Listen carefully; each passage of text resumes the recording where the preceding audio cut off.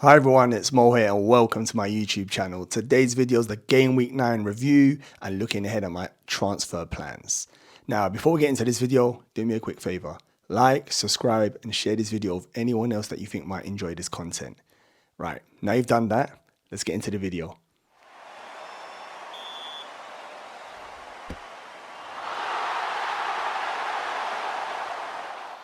Right, let's get into this. As you can see here, my goalkeepers, both of them in fact, Turner or Areola, regardless who I played, it was a one-pointer, so nothing to shout about there. Burn, clutching up again, 6 points. Newcastle on clean sheets. Honestly, defensively, they're ridiculous. But I can't even say defensively, even attack, they're one of the best teams in the league. So yeah, Newcastle flying at the moment. Cash, unfortunately, just a 2-pointer. Poro, though, was a lovely 6-pointer. And the reason that is more sweet because most people own Udegi and he came off before 60 minutes. So this is the extra sweet points here. So we take the Poro 0.6.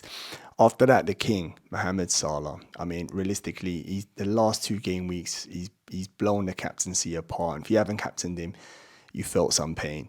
I mean, the last 5 game weeks, he's given 4 double-digit hauls. I mean, the one he didn't return is because we was playing with 9 men against Spurs. So fair play, Mohamed Salah. My goodness, he's cooking right now. Next week against Nottingham Forest, you're gonna go without owning him.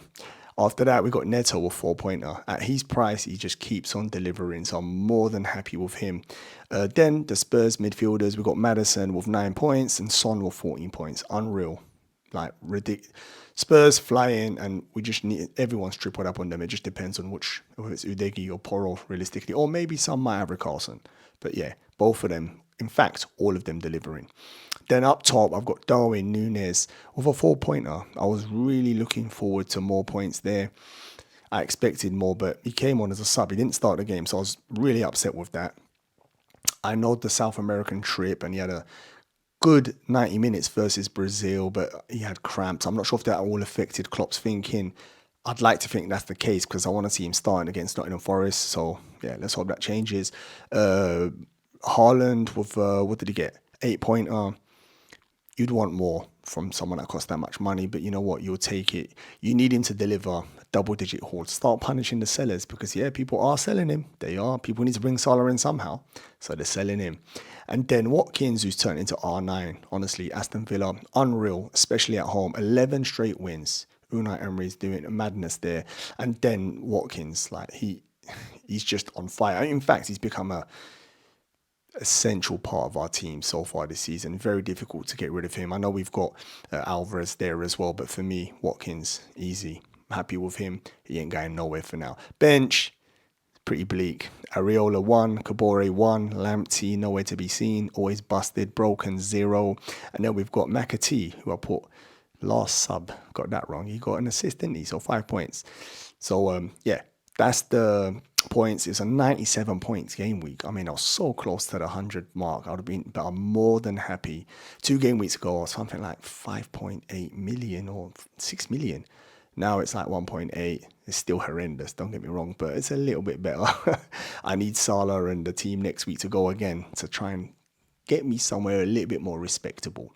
So that's the Game Week 9 review. A very, very good game week. I'm more than happy. I needed to deliver in these 2 game weeks because I wildcarded on 8 and I know everyone's going to wildcard on 10 and bring Salah and stuff in. So I needed to, and in my head, I pictured I needed a 50 points and Salah might have done that, like captaincy wise. Let's have a look at the transfers. This is ones I'm considering. Look at the state of this boring transfer. But why am I considering transfer? Well, Lamptey's always broken. When I done the wild card, I was looking for the cheapest players who might play. Why did I think Lamptey? He's always busted. But yeah, he's 4 million, and I'm looking at Taylor. Yeah, I know Burnley are trash. They're conceding every game. I mean, their fixtures are quite nice, but if Taylor's going to be playing, even if it's a 1 or 2-pointer, when your starting 11 don't play, you would take it. So this is something I'm considering. All right, not locked in yet. I've got 2 free transfers, so this is an early initial thinking here. It's just looking at it, it's just so boring. But if it's got to be done, it's got to be done. The other transfer I'm considering is a little bit more exciting, and it's Son. And after the points that he delivered tonight. It's difficult. It's so difficult to make this move. But Son to Saka. Saka is someone I'm itching. I've already got FOMO. The fixture's not even here yet, man. I want him in my team. But I've got no way of bringing him in. The money is spent all across the 11, and I'm struggling to find a way to bring him in. So I'm not sure what I'm going to do there. I've got 2 transfers in theory. I could maybe downgrade Darwin and upgrade Maddison, keeping Son, but that just seems messy. This is the easy way to do that fixture, but not only do I lose Son, who's playing up front in, well, arguably the best team in the Prem at the moment, I also lose the value that I've gained on him recently. So if I do want to change my mind, I'm just wasting money. And I don't have, after the horrendous start of the season I've had, I don't really have no money to play around with. So I've really got to think about this. But these are the 2 early moves I'm thinking about. The rest of the team, I'm happy.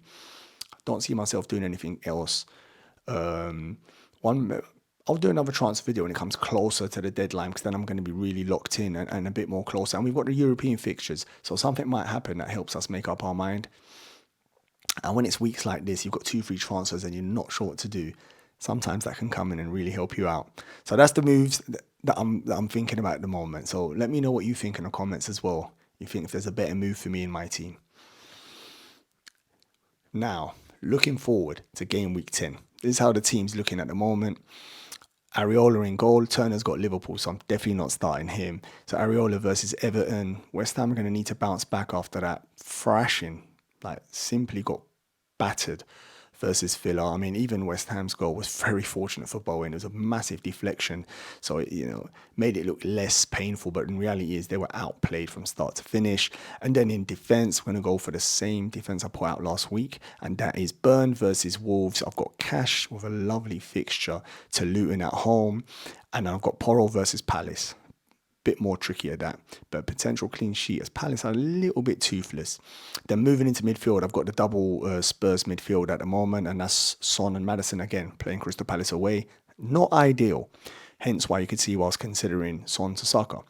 And then you've got Neto against Newcastle again. Not a great fixture, but he's my enabler. I've got to take whatever he gives. And then I've got Salah currently with the captaincy on him. He's got Forest at home. That's a gorgeous fixture. I expect Liverpool, who I think are starting to turn a little bit and get better, and the team's starting to gel. This weekend against Everton, for example, the whole midfield was 3 new players. So it's going to take a little while, but it's starting to get there now. So I'm back in Salah at the moment. But up front, Darwin, need him to start. If there's any joy this game week or for me to make the gains, because the gamble I've taken in wildcard 8 was realistically Darwin over Trippier. Currently down on 6 points, I would say. But you got to say that Darwin's only 6 points down and hardly played any minutes, where Trippier's playing every minute and getting cleans and assists. So if we can just switch it and give him 90 minutes, I'm more than confident he wins that.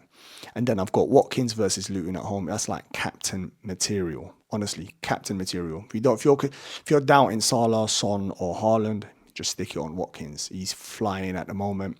And then Haaland versus Manchester United away. Now, loads are selling because they think that's a tricky fixture.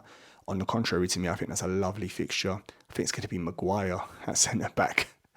I mean, if City turn up, I expect 2 free goals from them. Naturally, the Terminator is going to deliver one of them, at least one. So I'm more than happy to own him. I'm not going to captain him, but I'm more than happy to own him this game week. Bench, currently Turner, Kabore, Lamptey, McAtee. I'll more likely move the order, but I'm more than likely do a transfer at minimum to fix up that bench. Now, that's my team looking forward. As I said, it's a very quick video, just an initial reaction, quick review of Game Week 9. That's the Game Week 9 review. That's looking at a couple of my transfers and my Game Week 10 team. Now, I'd love it if you let me know in the comments what you think. If you think about my transfers, have I missed anything? Is there something better I can do? And while you're doing that, do me a favor, like and subscribe, and also share this video with anyone else that you think would enjoy the content. I'm trying my best to reach 200 subscribers. That's my next milestone, and I can only achieve that with your help. So I'd really appreciate if you can do that for me. On that note, thank you very much. See you on my next video.